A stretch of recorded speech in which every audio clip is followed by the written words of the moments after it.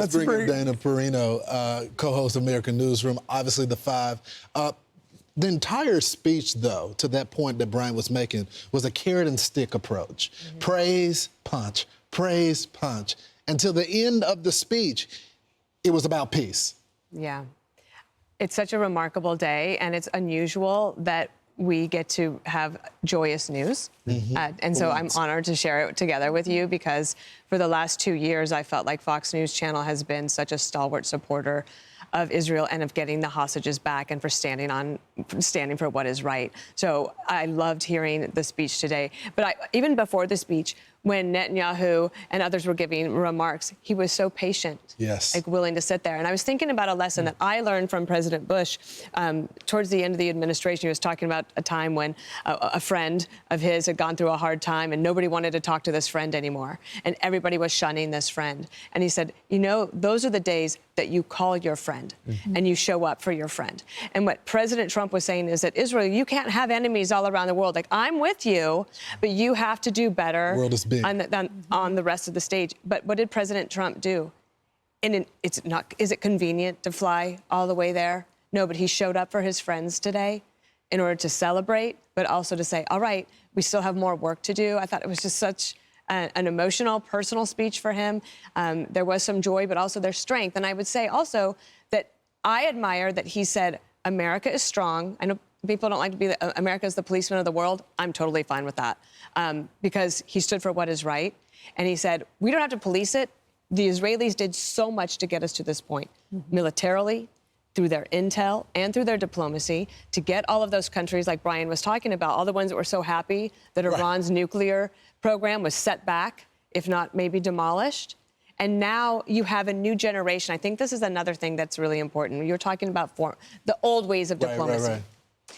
It takes a while for generations to change over. Now you have younger leadership in all of these Middle Eastern countries, and they're saying, we want something different. We'd like to have concerts. We'd like to have business. We'd like to have jobs. We'd actually like to go on a date. We'd like to do all of those things. They can't do that until there's a new wave. So the chances for this to take hold and be successful are much higher than ever since you and I've been together covering these things. It was striking. Bibi mentioned the fact that everything changed overnight when President Trump got elected. It was one of the first things he said. And then President Trump took it a step further and actually name-checked his predecessors, Biden and Obama. And I was surprised by the applause. That was a big applause line. And I think even if you look at the media in Israel, like the front covers, you see the banners. The people know exactly what happened there. Interesting on the pardon request. It's bold to do that.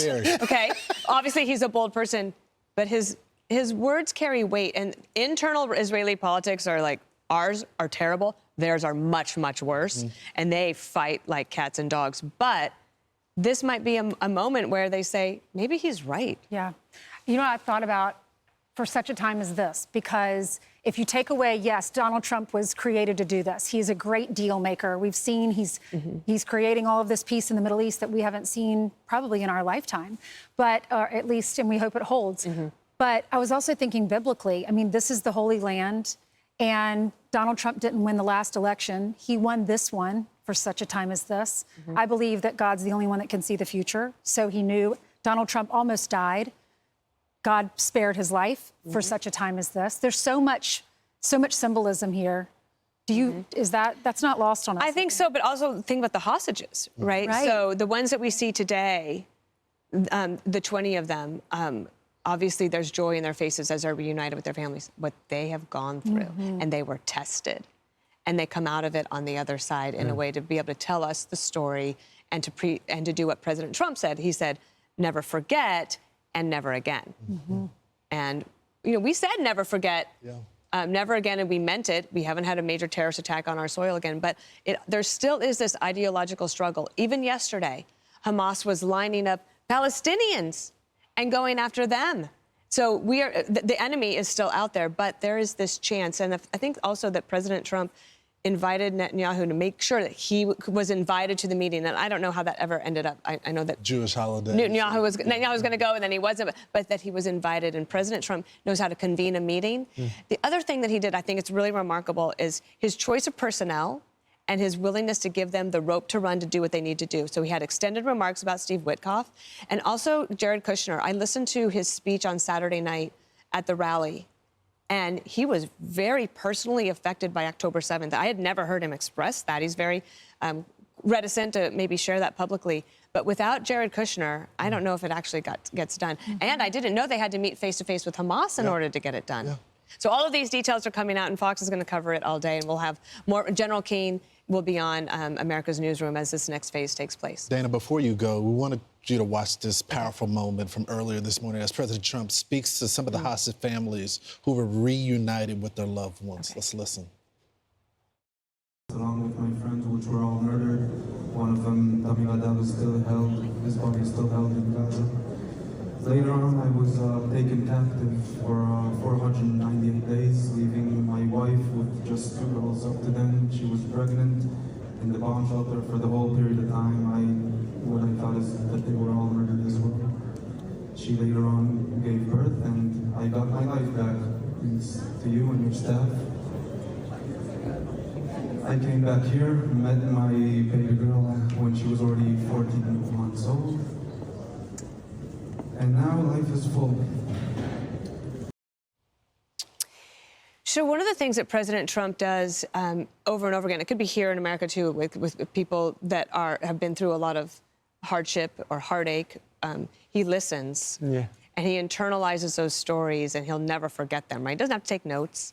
He listens in a way that allows him to internalize that and then turn it into either direction or leadership based on principles that America is unique, America is the one who can help here, and if we can help, we will help, but you also have to be willing to help yourselves. The Israelis have proven that from the hostages, their strength, the entire country of Israel, who every day felt like they had something caught in their throat because they could be having a nice day, but they knew those hostages were just across the border, under the rubble, in the dungeons, and they came out to be here today. I'll mention one other thing. Keith Siegel was one of the hostages released last February, and he was held with a much younger guy, and he was so worried about him. And every time he came on America's Newsroom, that's all he wanted to focus on was, please, Mr. Trump, can we get him back?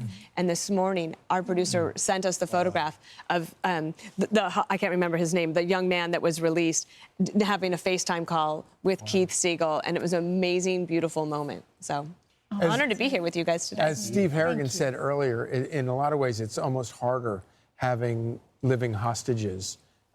It's almost harder than actually losing somebody because every day it never ends. You don't know. The other thing is that there were a lot of women who were taken on that day. And there are no women survivors that were released today.